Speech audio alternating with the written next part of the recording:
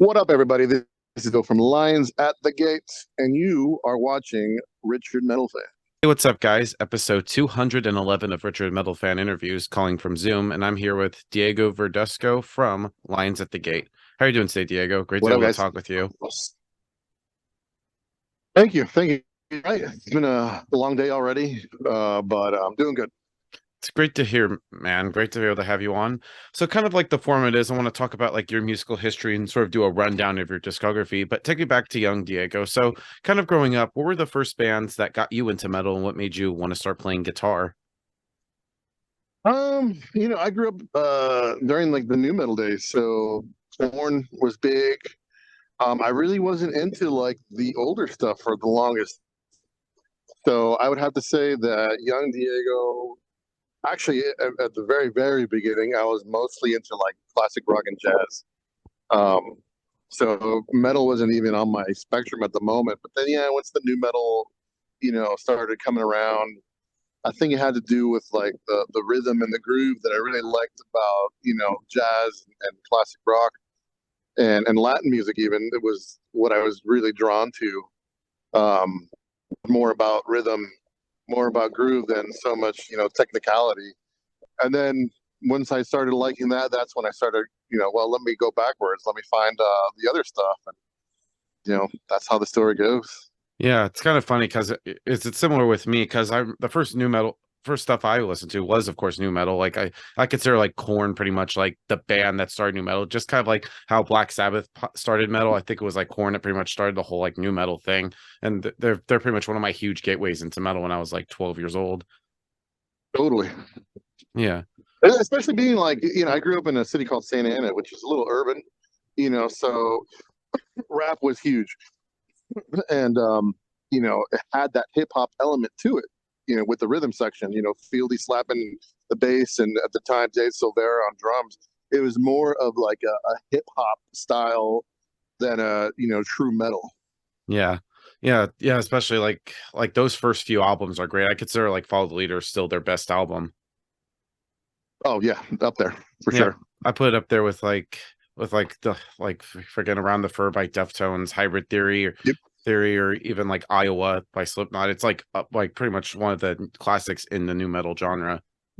Yep. Those are probably some of my favorite albums, and especially Iowa, one of being one of my favorites. Yeah, same. It's just like it has like Iowa's definitely has like that death metal kind of vibe to it, especially some of those riffs just sound like old school death It's metal. it's just nasty, nasty the riffage. It's just a heavy record, and I think it's what everybody wishes Slipknot would go back to. But not Yeah. to say that what they're doing now ain't good, But older guys like me are like, when is Slipknot coming back to Iowa days? And I think we're past that. Yeah. You know, Yeah, they even try to do it now. People would say that say they were just like faking it or be very like contrived in a way. yeah. You like, would it work? Like colleagues and friends of mine always like look at bands, and if they came out today, would it work? You know, would Iowa work today? It might. I think it probably would, but you look back at other bands and like, oh, would that still be as popular as it is now? Yeah. Yeah, and of course, like a lot of people know you from Lions to Gate on obviously Il Nino. Like, what were your bands even like before you even joined Il Nino? I don't think nobody's ever asked you that. I was really only in one kind of serious local band way back in the day called Odum, Odum. It was here in LA, and it was kind of like I'd say like a Soulfly ripoff, Machine Head ripoff. Um, it was cool for the time. We wrote some like cool songs. I don't think any recordings exist anymore. I've lost them since. Maybe out there somewhere, someone has them, but Hmm. yeah, I remember. We played a few shows up and down California. We're trying to get some notoriety, trying to get bigger, and then in the midst of a tiny little uprising, I got a message from El Nino about auditioning, and that's how that story goes. Yeah, and did your like old band ever play shows with like Il Nino? No, no, no. Oh, I think all we ever did was like um, local stuff, yeah. up and down California, LA, Bakersfield, down in the the Bay, was it like Redondo Beach area and stuff like that, but never ended up playing with any like big national acts or anything like that. All right. And so how did you get to join El Nino? Because I believe you joined in 2006. Yep. Basically, man, I was a huge fan of the band, and I had gotten to know the guy at the time because I was basically at every El Nino show I could get to. I was there, and then slowly got to know the guys, became friends, and then the opportunity came where Jardel at the time was, excuse me, leaving the band, and they were looking for somebody. So I was fortunate enough to get an email along with a couple other guys. Did a formal audition, and luckily, I got the spot. Yeah. And tell me about making your first record with the band Enigma. So what was like the thought process going into making this, being as it was your first record with the band? I had never truly recorded a real full length album, nor had I ever at the time had recorded in a real studio. Everything was very, DIY. Friends who had computers that had recording software. That was my, upbringing was, the homie hookup and recording really bad sounding recordings. So then going into, this beautiful studio at the time doesn't exist anymore. It got turned into apartments, I think. Um, but here's a beautiful studio with like a kitchen and a chill out room, meditation room, and then a giant board with beautiful rooms, all treated. And uh, I was very out of my element, you know. Yeah. And at the time, it was like, okay, you're going to learn how to do this correctly, or we have to reconsider your position. And that's when I had to really dig into like flamenco guitar and really, again, throw myself into something that I was not necessarily comfortable with, but that I forced myself to learn, literally like buying books and DVDs at the time to kind of teach myself. And I got to a level where I thought I was, mildly proficient. And I was able to record the first song that I ever actually had a major part in writing was the last song in Enigma, yeah, Enigma, Yeah. De Sangre Hermosa. Yeah. It's a That was hell the of a first song that I closer. ever, yeah, that was the first one that I had to have a major part in. I wrote a majority of it with Aru and Christian, and you know, that kind of changed my life to hear a song that I was such a big part of in writing to be listened to globally. I remember finding YouTube videos of people in like South America playing this song, and I'd be like, wow, it's just very, what's the word I'm looking for? Surreal. These people who you've never met, never knew you, never will meet or know you to be playing music to grow. So that was my experience with that. Oh yeah. And this year does mark the 15 years of Enigma. So how do you feel about this album now, 15 years later? Um, I don't know. It was such a different uh vibe in that recording, in my experience, from being a fan and playing the older songs to what the direction was of that album. That album featured a lot more Spanish. It featured a little bit of a softer side, I feel. Not to say that there weren't like heavy songs like Alibi Tyrants and Finger Painting with the Enemy. Um, it just, to me, maybe it seemed like the band was pushing in a different, I don't want to say a different direction, but, another direction. That's the same word basically. But, um, there were songs that were at that time, El Nino was tuned to drop C. And in that album, there were songs in drop D. So the tonality was different than what I was used to, what I was accustomed to listening to as a fan and performing as part of the band, the old songs. Yeah. Um, so I mean, I'll take it as a giant learning experience. If you're in school, and you're in college, not every day is a great day. Some days are good, some days are bad. And looking back at that experience, it was a giant learning experience, which at the time I definitely needed. And because of that, I am where I'm here today. Yeah, because I feel like every album is like a learning experience. I agree with you at that because like with your first album, you have like your entire life to write, and then with the next album, there's all like pressure what you could do better. So you can only like approve and upon with like every album that you've done. Totally. And actually, even especially now with Lions, I feel like I had that opportunity to record a first album all over And again. Lions is totally different than what we did in the past, and I had way more input influence than in this. I really got to put forth who I am and what kind of a musician and guitar stylist I might be.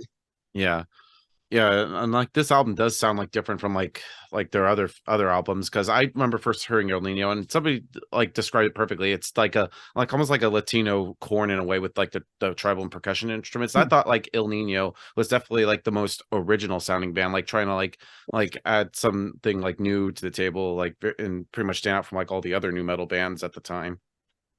Oh, absolutely. I feel like at the time it was probably one of the most original sounds to come out of that new metal era. Yeah, Like you said, a Latino, new metal. That's really what it was. Um, it, that there was that moment in time where it just fit beautifully, and I will always consider those, especially first two albums, iconic. In that genre. yeah. Yeah, and tell me about like the touring cycle for Enigma, being it was like your first record. So what was like the whole touring like, and did you get to like know like Christian and Aru and everybody else really well? Like what was like your first impression with everybody? I don't remember. I don't remember too much. So long ago. Um, by that time, I had known the guys for years. I was friends with them, and I guess I guess the one thing that I do remember was getting really close with the Root and creating this just like beautiful friendship that has lasted going on 20 years. Yeah, he's an And amazing guitarist. yeah, he's an amazing guitarist. He's a beautiful person. And that's really what I remember the most is getting to be as close to I am with the Rue as I am today. We used to be the guys that would wake up early on a day off and go, walk and go sightseeing if we were in Europe or South America Yeah, or we are the just hanging Guitar out all Bros. the time. Yeah, totally. Guitar Bros. 100%. Yeah, yeah, because both of you guys' riffs are great. Because I remember watching you and Aru's like on our buddy Scott Bowling's podcast, and it's definitely great to hear like your all's like take on like music and stuff. Yeah. Yeah. Yeah, Yeah.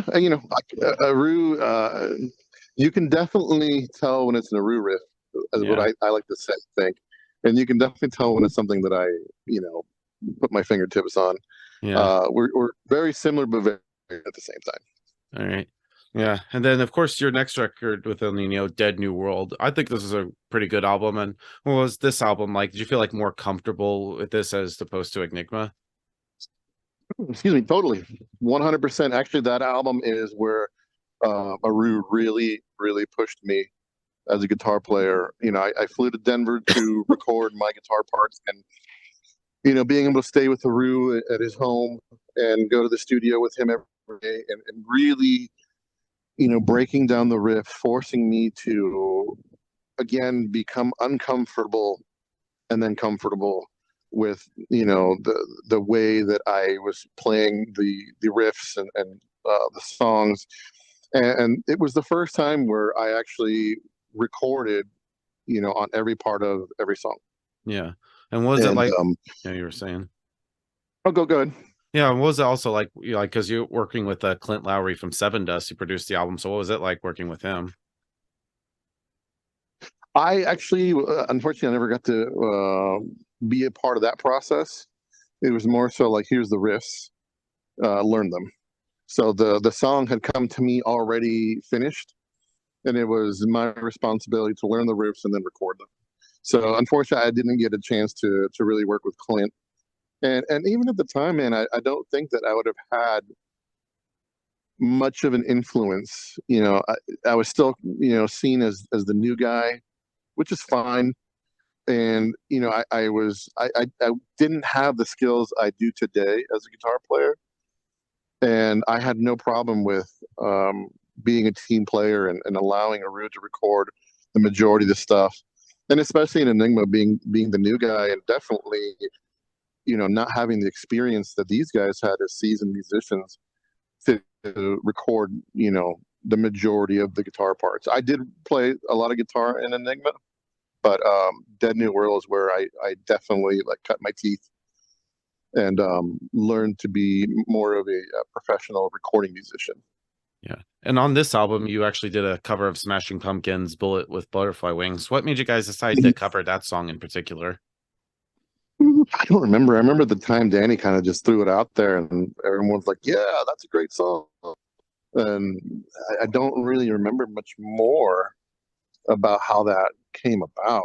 I know we had been looking for a song to possibly cover, and then I remember going to YouTube, and anytime somebody had an idea, we would quickly YouTube it, and so many songs that were coming up had already been done by other artists, and you know here was a Smashing Pumpkins song that we're like, okay, no one's done this one, and it's a great song. Let's try it out. Oh yeah, I think you all kind of like made it like your own in a way. Yeah. And then moving on to the next album, Epidemia. Yeah, I like this album. So I know last year was, of course, the 10-year anniversary of this album. So what was the thought process going into making this? That one, I feel like it was a bit of a darker um, album. And if you listen to that one, Aru and I started incorporating trill picking and, a little subtle nuance of death and black metal in there. It's just because that's what we were listening to a lot of the time. Not that the songs sound anything death or black metal, but it was just us trying different techniques and really trying to come up with a darker tonality to the riffs, and maybe jumping out of our own comfort zones at the time. It was a fun record to do. Um, I think that one, after the first two, would be one of my favorites. But again, another way for Aru to really push me to really become who I am today, as far as becoming a recording musician. Yeah, yeah, and I think it's like a very underrated album. Like I don't think nobody really ever talks about this one. Yeah, I don't ever have anybody that asks me about that album, to be honest. I remember when it came out, people liked it, and we toured it. But yeah, it's not one of the ones that people are like really like adamant about playing the songs. That and Dead New World. Unfortunately, Dead New World also. I think we played songs off that album for like one tour cycle, and then we dropped the songs. Yeah, that is unfortunate because I still think those two albums are great. Well, Dead New World also, there was a logistical issue. Was that we played that entire album with 7-string guitars, Wow. and we were just carrying so many guitars, so much equipment. You got your mains, your backups. It was costing a lot when we were touring to carry extra gear. Yeah. Yeah, that's a smart move. I don't blame you. And then, of course, your final album with El Nino, Till Death La Familia. I thought this was a pretty good album. And, next year will be the 10-year anniversary of this album. So what was the thought process going into this? Thought process, man. I think at that time, the band was just looking for, I don't want this to come out the wrong way. We were looking for ways to take our sound and make it a little more modern. Um, the like I said, there was a beautiful moment in time where the band came out and the sound was amazing. It was what was needed. And then being that far along, that was 2014, 14 years after the first album had been released. The scene had changed so much. Kids were listening. Fans were wanting so much different stuff than what we were accustomed to playing, and so it was a very hearty attempt at. Sorry, there's a siren going by. It's all good. I'm not at home at the moment, so Yeah. Stuff that happens in um, interviews, folks. yeah, sorry. It's a giant fire truck. All right. So it was yeah, an attempt. Again, I don't want that to sound like a bad thing, but we were trying to modernize our sound, and whether or not it came off as good or genuine, I still don't know. Songs were fun to play, um, but then that was just kind of like it for us at the time. Yeah. And I guess I myself maybe was just confused where to go and what to play. And not to say it's a bad record, because there's some definitely good songs on it. But that was, I guess, my own personal feelings on that record. Yeah. Yeah. Then you toured for a little bit. And how hard was it to leave El Nino, like for you and I guess Christian and Aru? Oh, it was definitely very hard. It's something we talked about um, very, very in depth. And I can only obviously go so far into the legalities of everything. Right. Uh, but at the end of the day, we knew it was the right decision. Um, and now looking back, it was absolutely the right decision. Where we're at now, wouldn't we couldn't have come to fruition what we have now Yeah, with exactly. maintaining the old status quo. All right. All right. And then did you like take a little break before you started up Lions at the Gate? Let me think. We did. Um, some of us were even thinking if we still wanted to do music. Um, I started just, and at the time, I was writing in a certain way, and then time went on, and I just kind of like put the guitar down, and I came to terms with, certain things, and I once I picked up the guitar again, I well, let me backtrack. I ended up meeting Stephen Brewer, who's now our bass player, at a Cradle of Filth show, actually. Yeah. And we just started talking, and then we met up again at a Ghost Inside show. And, it's like, hey, man, just come over. Stephen actually is like a shredder guitarist. And I was like, teach me some of those, shreddy things that I'm not good at. And, he came over to hang out and pick up the guitar. And it went from, hey, let me show you how to do some, to, hey, let's write songs. And then we were writing songs, and we liked what was coming out, and we shared it with a few people, and they said, hey, this is great. And then basically we went to Christian's house, and we said, hey, man, we're putting a band together, let's do this. Yeah. And at the time, I think we already had like 4 songs down out, that was 3 of them I think ended up going on the album. Yeah. And Yeah. I have the album right here. Which ones were they? Not Even Human. First song. Um, what other one? Not Even Human. Got the track listing right Um, here. I don't know you can see it. let me think. Um, I can't see it, but I'm thinking Not Even Human. Um, the song we did with Tatiana, Find My Way. Yeah, it's a great song. Um, and then I can't remember the other ones. I don't know why they're escaping me right now. But one of them for sure I remember didn't go on that we had. It was a great demo that I still have in my hard drive somewhere. That one didn't go on, but there's another one. I just escapes me right now which one made it that album. But you know, we sent them to Chris, and he liked them, and I spoke to Aru, and Aru was the one who at the beginning was like, I'm not sure if I want to do this, you know. And then after putting the recording session together and actually starting to record other songs, Aru brought songs to the table, and once we started getting back the songs, you know, almost completed, that's when Aru was like, "Yes, we're doing this, and we're going all the way." Hell yeah. Yeah, and so You know, yeah, and like this album still like I think you guys really hit the ground running for the new band. So like how do you feel about this album and still now that it has some time to settle? I'm in love with it, man. It's the best music I've ever recorded.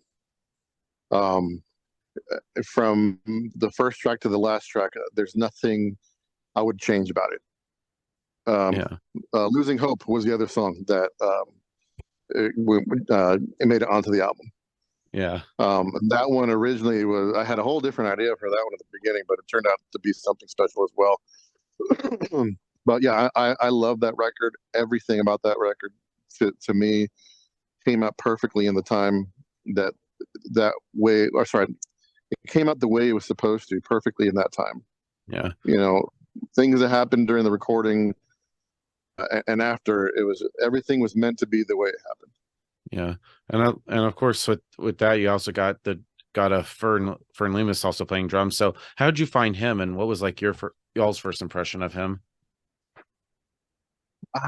Originally, we were speaking with a different drummer, and you know, he had personal issues that were clashing with our schedule, and so he was out. And Aru had actually found Fern on YouTube, and the way it happened was he just contacted Fern and said, "Hey, we've got this band that we're putting together. Would you like to come out?" And I think it took Fern a little while to make a decision, but it wasn't that long that he agreed to it, and then he flew out, and we recorded "Not Even Human," Yeah. the video for "Not Even Human." Yeah, and I remember when I first heard that like over 2 years ago, I was like, whoa, these former members of Nino, as well as like the bassist from Westfield Massacre. I was like, this is something like I was wondering how it would sound, and I think it's wow.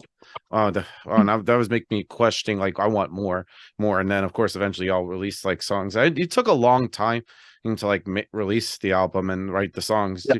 Did you feel like you really wanted to like hone in your craft like making the album? Well, you know, we were afforded the time because we did it at our own pace, and everything that we did was very strategic. Um, did I lose you for a second, or No, you're are we good. still good? You're still here. Okay. Okay. So everything was just strategic. You know, we knew people were asking about us. Um, some people knew that we were recording music, and some people had already heard songs. And of course, people talk. And so, you know, we'd get random messages like, "I know you're doing something. What are you doing?" And then when we decided to drop the official announcement that we were a band, you know, everything was already planned. You know, we already had everything set up as far as like the teaser videos. We had the first video for Not Even Human ready in the can, and at the time we still did not have management, but that came quickly after we dropped Not Even Human, and we're lucky enough that we got linked to, with Shelter Music Group, and Jonathan King, took us on, and we were very fortunate that it happened that way. Because the music industry is extremely combative, and everybody's fighting for their own little piece of time. And for a completely independent band to do it that way, I felt like it had to be strategically done. Everything had to be done with a purpose. And then once management was involved, the timeline was created to really just like hone in on dropping singles instead of a whole album. To Yeah. Because we're a brand new band, to create that desire and to create the, you know, what is the word? Let's just stick with the word desire for more material. Yeah. Yeah, and then of course you released the album, and I remember like I guess the first tour that you did was that tour with Nita Strauss. So what was that tour like? And were you like nervous like getting out there for and playing like new songs live for the first time? Actually, the first tour we did was Lacuna Coil. Oh yeah, Nita Strauss was our tour.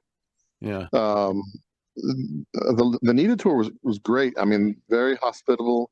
Nita was very, very nice to us, you know, and obviously she's she's become a guitar hero in her own right. And you know, she was super chill, super mellow, very accommodating. And we had a situation in Sacramento where our trailer hitch cracked. oh There shit, was no way we could have driven off the property and that trailer was going to survive, because our next show was in LA, and like everybody knows you can't miss the LA show. And she's like, whatever you guys need, any kind of help, you can put all your gear in my trailer. You know, she offered us basically like save our asses. We ended up, well, one thing about this band is we're very resourceful, and each one of us jumps at the opportunity to fix things. And he ended up with a brand new trailer by the end of the night, and offloaded the old trailer, and on our way to LA. So we didn't have to take her up on her generous offer, but it was there, which, you know, those are the types of things that, you know, touring musicians, we don't forget those things when someone yeah, offers us, yeah, just looking you out know, for each anything, a other. moment of kindness. Yeah, totally. You know, we're out there together. We're all trying to make things work. And, you know, it was a very generous and offer. And those types of things we don't ever forget. Yeah.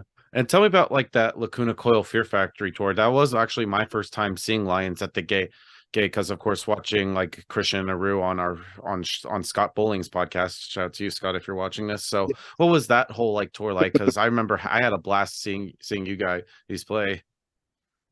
I have to say that Lacuna Coil has to be one of the nicest, most professional bands ever. Another, you know, group of genuine people who, you know, have become friends, who we respect as artists, who will just do anything they can to make sure the tour is going smoothly.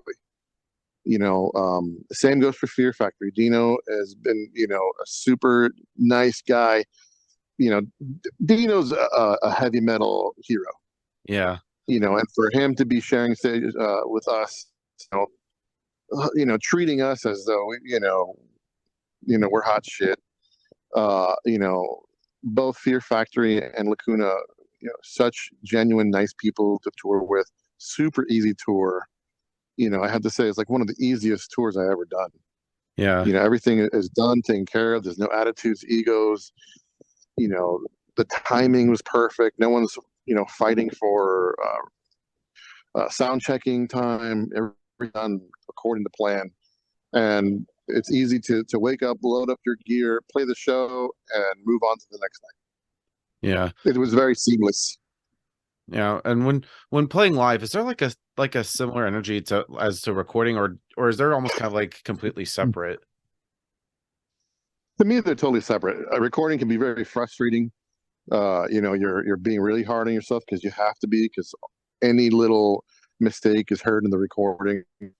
You know, live, you can you're allowed a few flubs here and there. Um, Recording is just, it has to be absolute perfection. And you know, sometimes you're just not up for it on a day, and you have to make sure that you do the right thing in the recording. We all have bad days. You know, some days it's not playing right, and live to me is much more fun, obviously, because you have a crowd of people. who came to see you, or if they don't know you, you're trying to leave a lasting impression on. Yeah, and possibly So gain to new me, fans. yeah. So to me, the live aspect is always going to be much more fun and appealing. Yeah. Yeah, and of Oh, course, here it like, comes again. yeah. Yeah. Yeah, I'm gonna leave this in the video. It's Yeah. an ambulance that time. Awesome.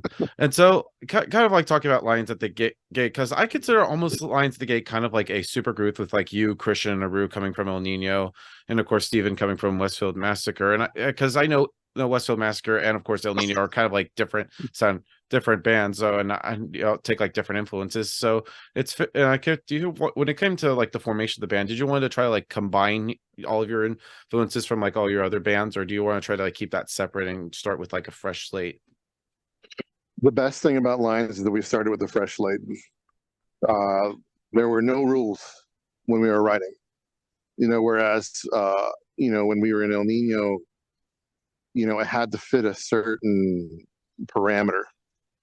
Um, and what I liked about Lions is that we didn't have any parameters to hold ourselves accountable to, because we're not worried of upsetting fans or anything like that. Although people were basically expecting El Nino 2.0, that's not the direction we wanted to go in. And we knew that's what people were expecting. So we really wanted to basically shock people and be like, no, no, this is a brand new band. This is a whole new, you know, a thing to either like or hate. And fortunately for us, I believe that the majority of fans were like, yeah, this is great. Yeah. And you still see comments of people being like, "Oh, this is very reminiscent of this album," or "Oh, this is what El Nino should have been," and Yeah. no, it's not. It's Lions at the Gate. Yeah, and I It's don't what we want to be. yeah, and I don't think I've seen any like one bad comment. I think it's all been fairly positive. I'm overwhelmingly positive. There's a couple bad comments here and there, but Yeah, they're just if we lived our trolls. lives, yeah, if we lived our lives, carrying out bad comments, I mean, we wouldn't get anything done. Yeah, fuck the haters. You just got to do you. Yeah, exactly. Yeah. And then the final question I wanted to ask you is talking about like your gear, because I always love like your guitars and like your tone. So what's like your setup, like guitars, like strings, pedals, and amps and all that stuff? Yeah, well, actually, I recently received an endorsement with PRS Guitars. So I'm now playing the PRS 227, which is a baritone guitar. Hmm. I'm still rocking EMG pickups, 81, 60, I think it's 66 TW. Basically, the neck I can split into a single coil, but the standard 81s in the bridge. I don't need to change my pickups. I love the way they sound. EMG's been great to me. Shout out to Tommy. Love that guy. Um, and I'm using Mesa Boogie amps. I have two dual rectifiers that I have. One's a backup. On this last Lacuna tour, I actually was using my old '90s rectifier. So it's like the blackface metal grill, and it's funny. People have seen it in my rack and have offered me a lot of money for it, but I refuse to let it go. It just sounds so killer. My effects are coming from which has become a great piece of gear. Um, I wasn't crazy about all the digital stuff back in the day, and even though I'm still not, I incorporated the head rush, and I do love the sounds that come out of it. Strings, I'm using at the moment. I'm using the DR heavy gauge downtune strings. I believe it's a 65 to 13, and Line 6 wireless, Sennheiser in-ears. That's one thing. I recently started using in-ears, more so to protect my hearing. I started noticing a little bit of hearing loss in my right ear, and that's probably from side fills blasting in my ear. So thankfully, it's nothing bad at all. But I just decided to be proactive and protect my ears. So I'm using Future as my in-ears into the Sennheiser rack unit. and I have a uh, let's see what else. That's it. Awesome. So Oh, I forgot. Can't forget. Evertune bridges. I'm a Neanderthal, and I hit the strings and the guitars really, really hard. So the Evertune bridge saves my ass. It keeps me in tune. Shout out to those guys who are more than helpful. Evertune bridges, I can't say enough good stuff about them. awesome. So thank you, Diego, for this conversation. It's great to finally have Lions at the Gate on my show. Is there just Thank anything you. else you would like to promote in terms of like touring and stuff? Man, right now we're got. I mean, I'm not sure when this will be out, but December 11th, we're playing the Whiskey A Go Go, supporting Bad Wolves. That's gonna be a crazy night. I'm sure it's gonna be a sold out night. Um, we've got some stuff coming up that I can't announce yet, but once everything is confirmed, you know, check us out on Instagram and Facebook and latgofficial.com. We'll be informing everybody what we got on the agenda, and I'm looking very forward to getting back out on the road and hopefully getting some overseas action, getting some shows out in Europe and stuff, and wherever else those planes might take us. Awesome. So thank you, man. Is just any final words you want to say to the viewers that are watching this? I just want to thank them all for supporting us, for being there for us, and for being patient. I know it took us a long time to let that album out, but it was like I said, everything was strategic. We did not want to release the album without that vinyl, which Yeah. apparently is about sold out. Yeah, I Um, remember you talking about it on Scott Bowling's podcast. yeah, we did the vinyl, and then we had the special edition album art CD, and we said that there would only be 300 vinyls and 100 CDs, and I promise you, it will stick to that. Those will be forever in the hands of their owners. We will print more of the regular CDs soon. I believe those are sold out, and we will print the vinyl again, but it won't be the special edition red or Merlot red vinyl. Awesome. So everybody, Diego Verduzco from Lions at the Gate. See you next time.